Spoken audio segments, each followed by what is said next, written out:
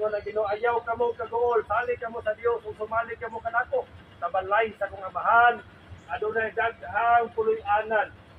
Ay kung dili pa Ginoo, dili ko sa kamo sultihan. Apan ako muadto, muanda mo dapit alang kaninyo. Kaya makaadto nako ug makaanda mo dapit alang kaninyo, ingon pa sa Ginoo. Mubalik ako o kuhaon ko kamo. Aron asa ako atoa usab kamo. Nindot kaayo. Nindot kaayo kung laata ana na paglaom.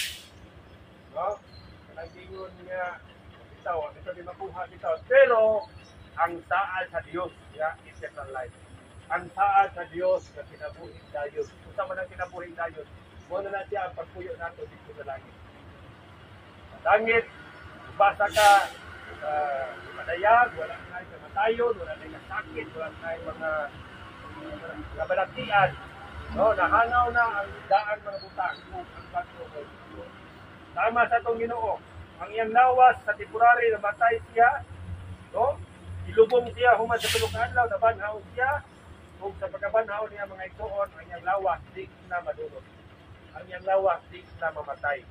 So mo na ipuli sa tuha. No? Ulihan ta ug lawas nga dili na madulot, lawas nga dili na mamatay. So mo na siya, hindot kayo ang tao nga dunay pagtuo sa Ginoo kay bisan human sa kamatayon buhi gyapon sa paglakop.